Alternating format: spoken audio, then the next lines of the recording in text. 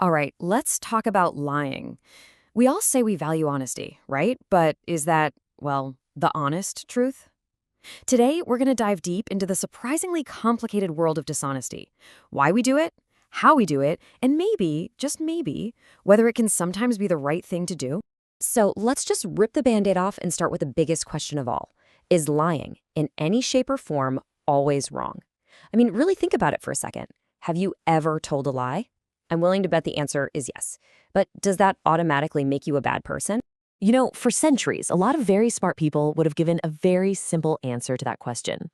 Take St. Augustine, he laid it out plain and simple. Every single lie is a sin. That's it. A nice, clean, absolute rule. No exceptions, no gray areas. Honesty is the only policy. Period. But come on, we all know life isn't that simple, right? What about when your friend asks you what you think of their questionable new haircut? Or when you tell a super nervous coworker that their big presentation was awesome, even if it was just okay? These are the lies we tell to protect feelings, to build someone up, to help. And believe it or not, there's a name for this. It's called a prosocial lie. It's a lie told specifically to benefit someone else. And this is where that simple black and white rule from St. Augustine starts to get really fuzzy. Yeah, you're breaking the honesty rule, but you're doing it to be kind.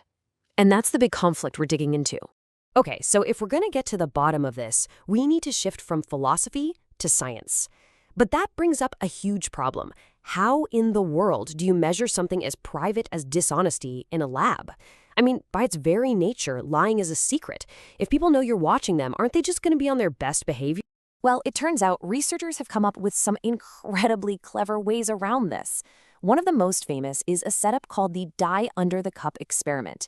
It's just a brilliant design, really, meant to give people a perfect private opportunity to be dishonest. So here's how it works. You, the participant, roll a die all by yourself. The number you roll decides how much cash you get. Like a 5 gets you 50 cents, but a 6 gets you nothing. Then you just report what number you rolled. But here's the genius part.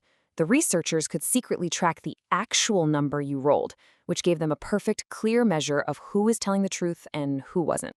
And when the researchers crunched all the numbers, they found something way more interesting than just a simple honest versus dishonest split. It turns out when people do decide to be dishonest, they do it in very, very different ways. The study actually came up with 3 distinct profiles. First, you have the cheaters. These are the people who roll the die over and over until they get a good number. They're bending the rules, sure, but they're not technically lying about the final number. Then you have the liars. They roll once, get a bad number, and just lie, reporting a higher one. And finally, you have the radicals. These folks don't even bother with the die. They just walk in and claim the biggest reward possible. So having these new categories was a game changer. It allowed the researchers to ask a much more detailed question. Okay, when men and women are dishonest, do they do it differently? Do they fall into these different profiles at different rates? And yep, the data showed a pretty clear difference, especially in that third category. When they looked at the radically dishonest group, the ones who just skipped the die roll altogether, the percentage of men was way higher than the percentage of women. In fact, when you put all the different types of dishonesty together in this specific experiment, men were 1.25 times more likely to be dishonest than women. But hang on, because a number like that never tells the whole story. The really fascinating part here isn't just about if people were dishonest, but what might have been driving it. And it seems to come down to something the researchers called reward satisfaction.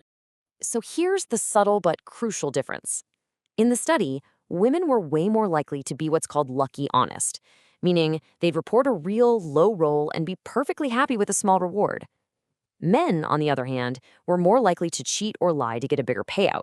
It suggests there might be a difference in how satisfying a small, honestly earned reward feels to different people. Now, quick pause here. This is super important. We're talking about the kind of everyday, run-of-the-mill dishonesty that, let's be real, most of us have done at some point. This is completely different from a clinical condition. We are not talking about something like pseudologia fantastica, which is also known as pathological lying. That's a serious disorder where someone compulsively lies and often actually believes their own stories. That is a whole different ballgame. So let's get back to the everyday lies we all have to deal with. So how does all this lab stuff connect back to where we started? Well, the die under the cup experiment is an amazing tool for studying lies that are self-serving. Lies we tell to get something for ourselves, like a little extra cash. But it doesn't really tell us much about those prosocial lies, does it? The ones we talked about at the beginning. The lies where the goal isn't to help yourself, but to help somebody else. How do we decide if those are right or wrong? Well, this gets us to a clash between two really basic moral values. On one side, you've got honesty, this core principle of always telling the truth. And on the other side, you've got benevolence, the principle of caring about other people and their well-being. A prosocial lie forces you to pick one over the other. And here is the truly fascinating part. Research shows that when we're forced to choose between these two, we often see benevolence as the higher moral ground. We actually judge people who lie to help someone as being more ethical than people who tell a painful truth. In fact, check out this quote from the research. It's pretty mind-blowing. It says that even when a well-intentioned lie goes wrong and accidentally causes harm, we still judge the liar based on their good intentions. The desire to help, that benevolence, was seen as more important than both the lie and the bad outcome. It's the thought that counts, literally. So that brings it all back to you. That old, simple rule that all lying is wrong, it just doesn't seem to fit the complicated social world we live in. We're constantly trying to balance the need for truth with the need for kindness. So the next time you find yourself in one of those sticky situations, you have to ask yourself, when your honesty is going to hurt and your lie is going to help, what do you choose?